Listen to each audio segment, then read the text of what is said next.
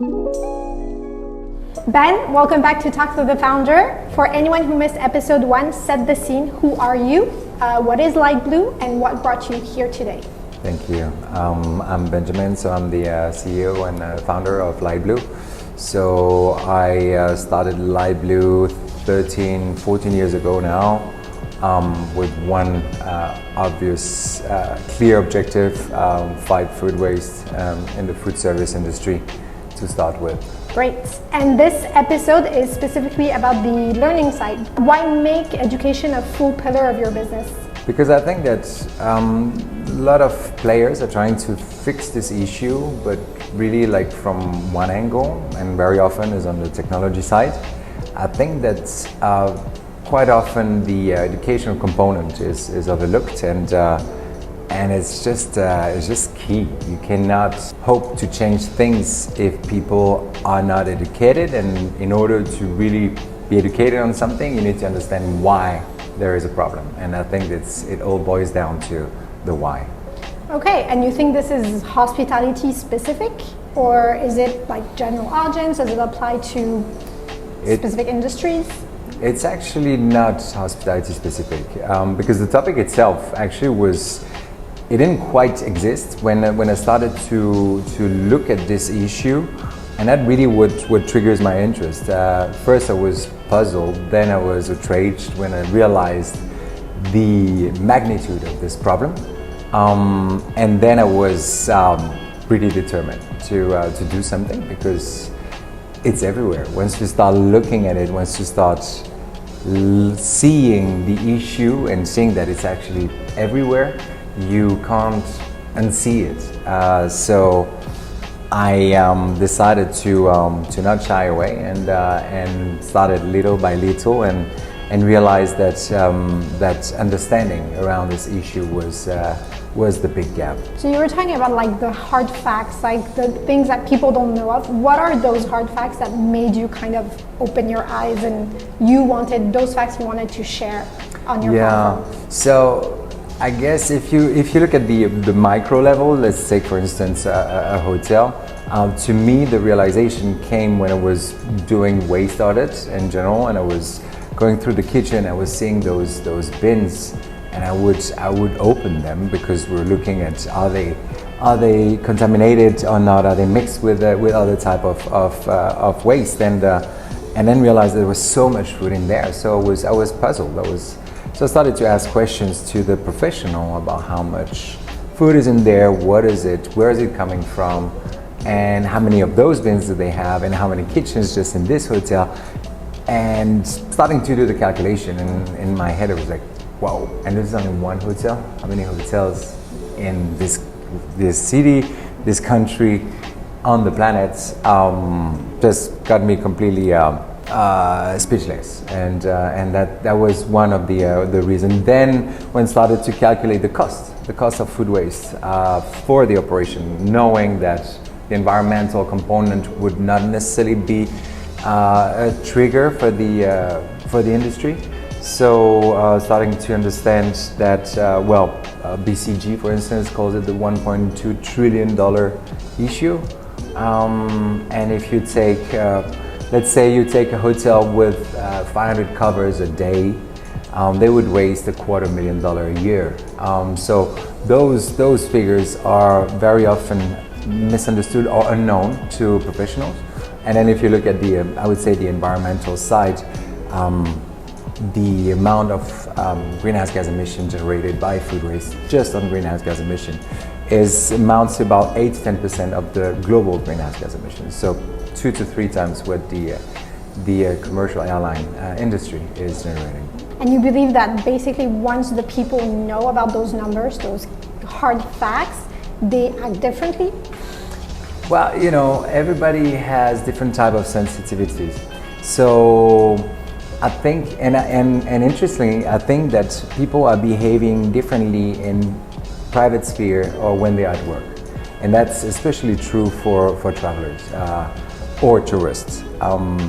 So our approach is a bit more that is not showing one facet of the issue will not speak to everyone. So that's why we really try to cover the three different dimensions of the food waste issue. First is the financial issue, second is the environmental issue, the third one is the social issue. So what I didn't mention earlier is that it's hard to grasp the fact that, well, we waste roughly 30 to 40% of all the food we produce, but at the same time, we have close to 850 million people that do not eat enough. Food insecurity is on the rise. We're in 2026, just like amazing. And so not all arguments will resonate the same way, depending on the audience. So we try to give different reasons and different rationales for people to act on this problem. And is that a trigger? Do you see actual actions happening after seeing those numbers, after learning about those numbers? So there is no miracle, right? In general, you never reach everyone. That's just a fact. So usually you have the three main categories. You have the naysayer, those that will never change anything because they are always pushing back. You have on the extreme opposite, you have those that are automatically motivated and keen to do change. The biggest chunk of people are in between. They are the masses, those that will see where the wind blows, and this is basically this second group that we want to work on, because most people are driven by good intentions, honestly. I don't know anyone that wastes food just for the for the fun, right?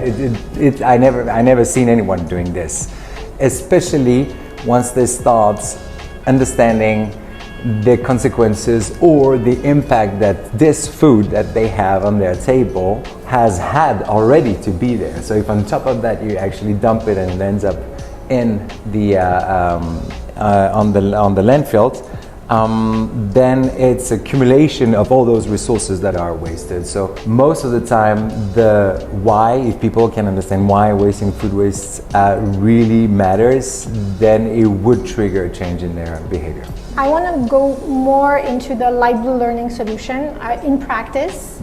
So we understand that you actually share hard facts to kind of trigger people to act on reducing food waste.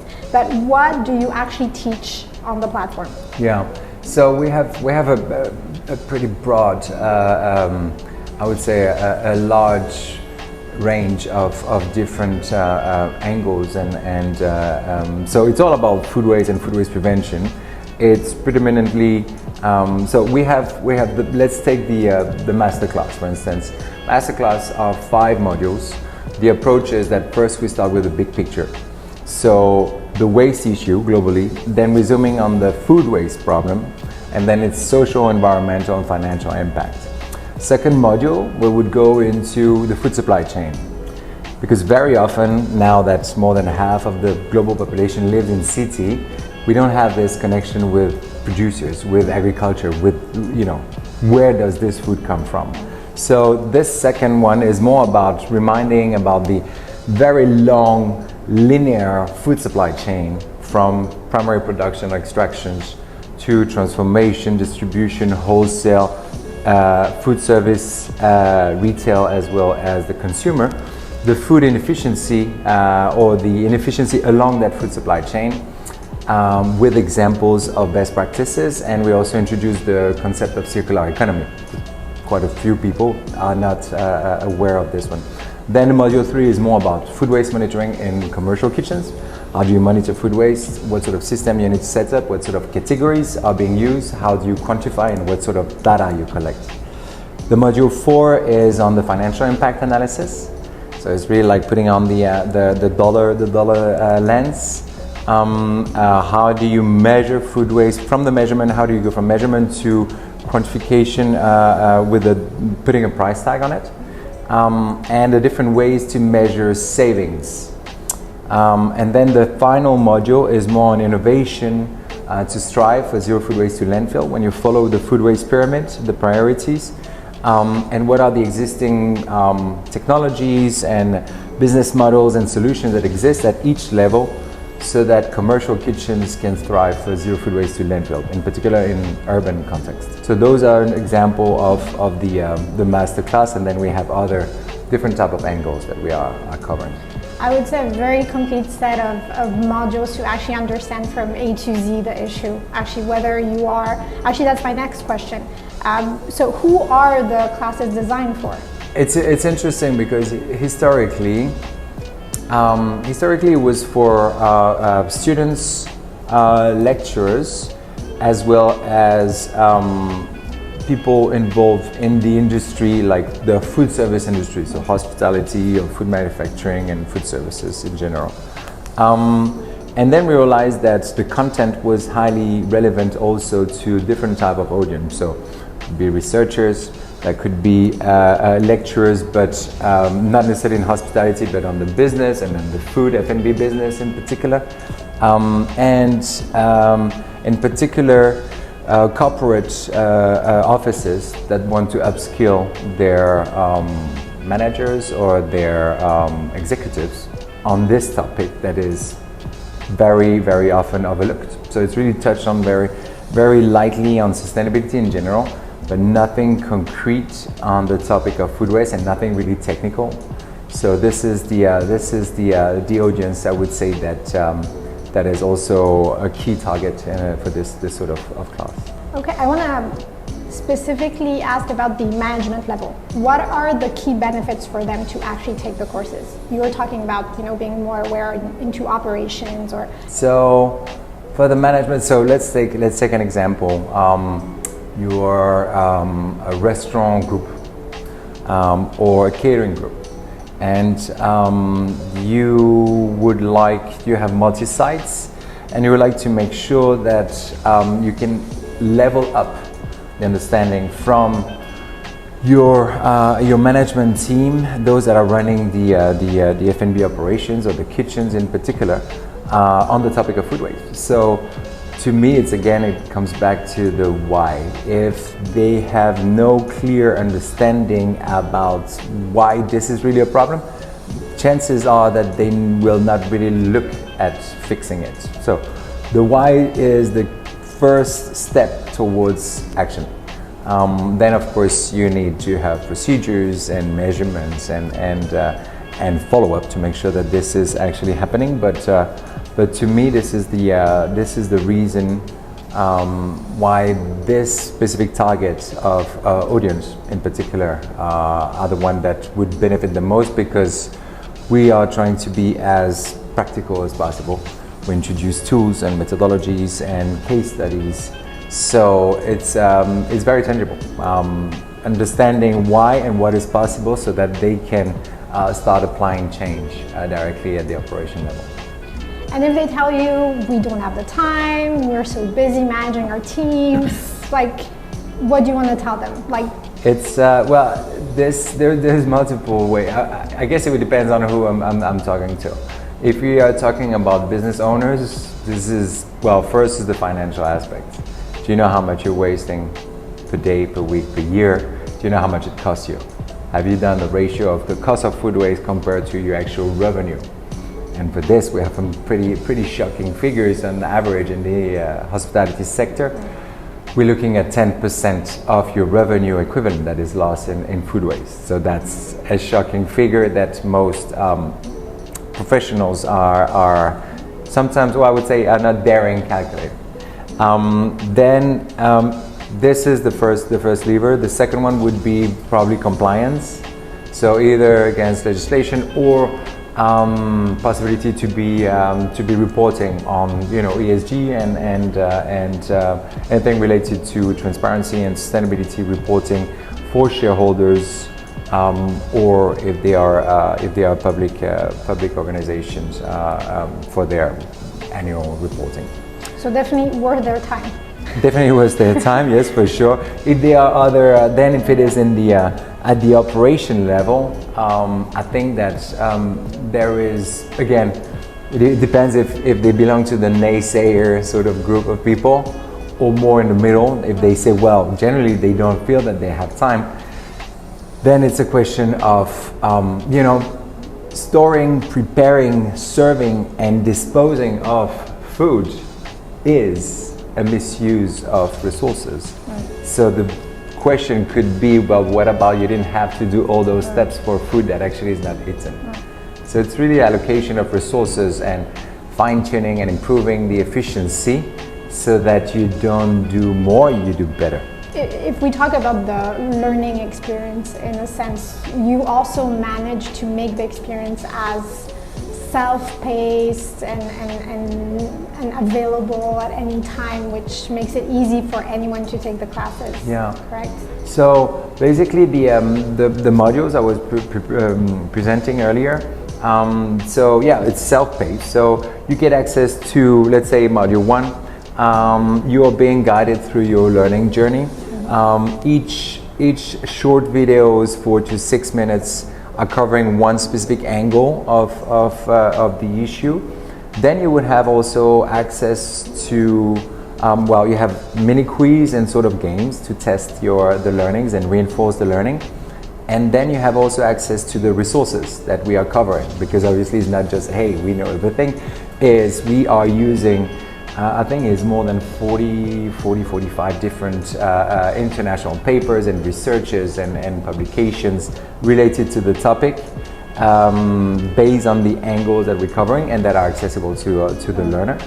And ultimately, the learning journey continues all the way to the final assessment of the module, which you have to pass in order to move on to the next one. And at the end of the 5 modules, 3 or 5 modules, you have a final assessment. So that's kind of the journey that we have designed for the foundation or the masterclass. And then there are other modules that are shorter, take less time. But yes, the idea is that you do it at your own pace. You pause, you take your notes, you go into the resources if you want to take a deep dive, and then complete your journey as you please. So they can kind of pick and choose what modules are the most adapted to them in their own situation, whether they're a kitchen chef or a student or an executive. Yeah, basically. exactly. So yeah, you also have this option where you can actually, yeah, it's kind of a la carte, where you, based on, you can take the bundles, or you can pick and choose those that seems relevant to you, and yeah, that's the idea.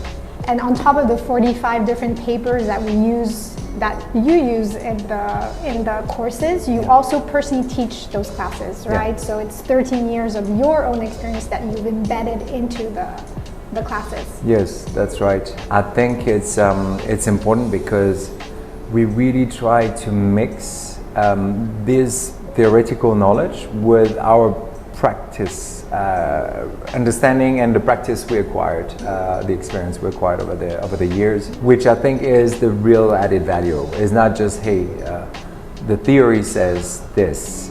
As we try to mix those two and compare and see if it's well aligned and relevant and makes sense.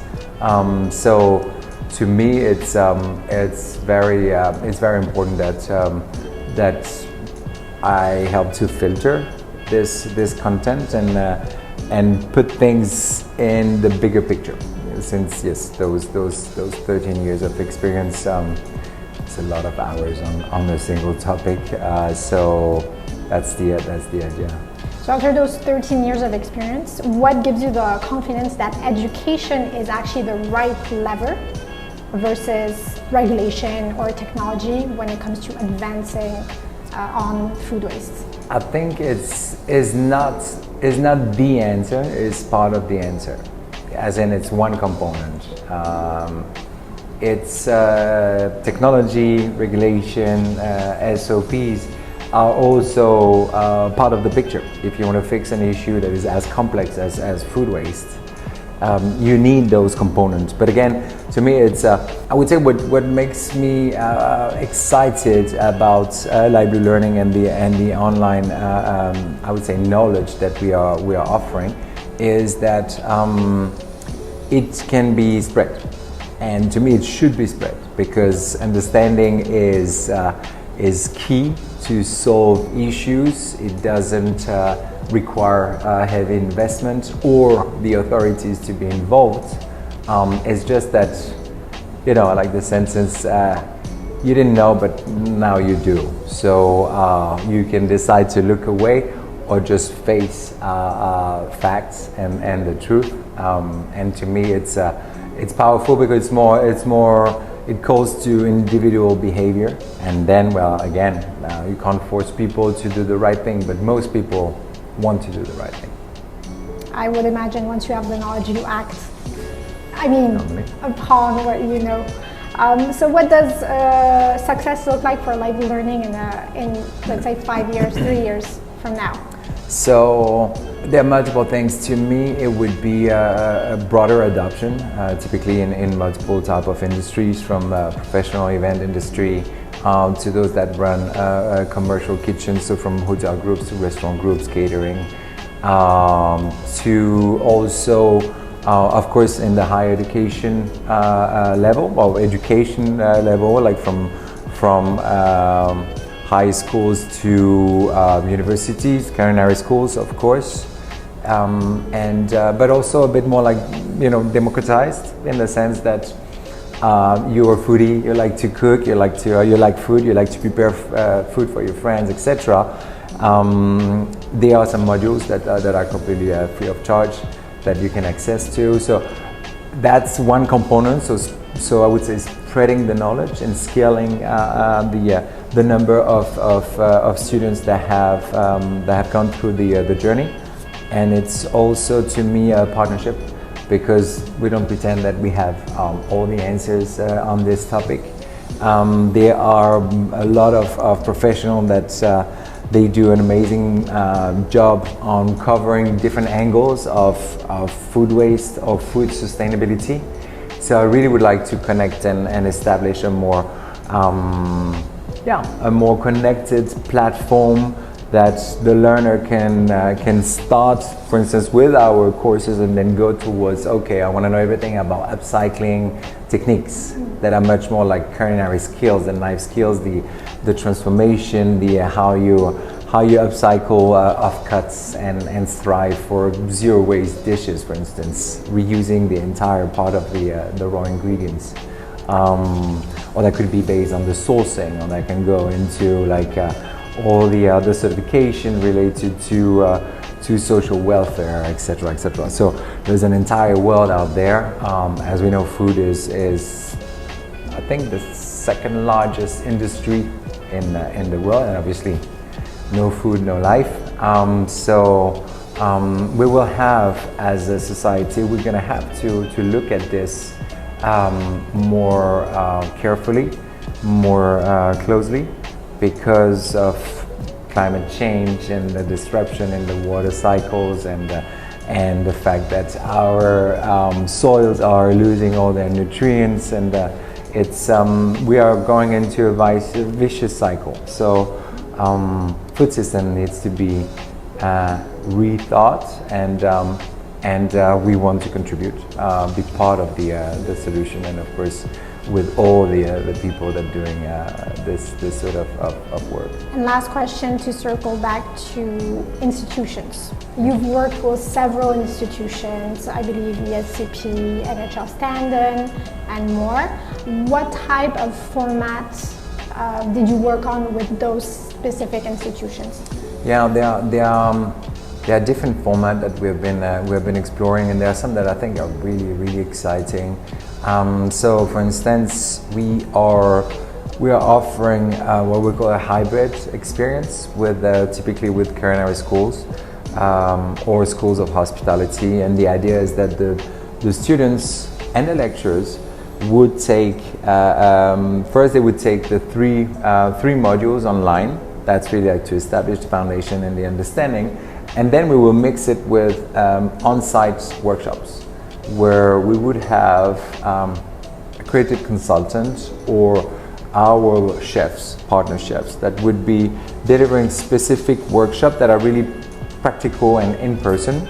So typically first workshop could be around, what we do is around food waste monitoring, so getting some offcuts, getting the participants to learn how to segregate their food waste, how to use typically fit food waste monitoring tech to learn how to monitor, collect data, then getting them to be involved in running, in reading, and forcing them to understand the data, the weaknesses of their fictional kitchen, and then come up with their own ideas on how to fix based on the issue they identified.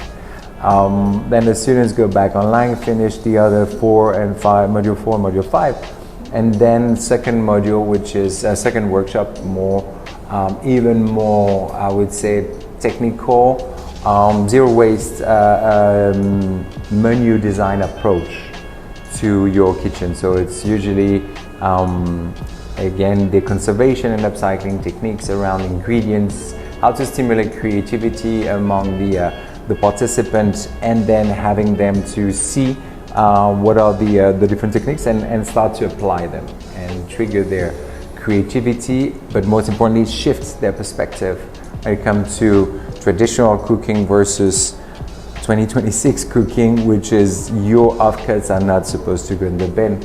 What do you do with it? Thank you. Thank you.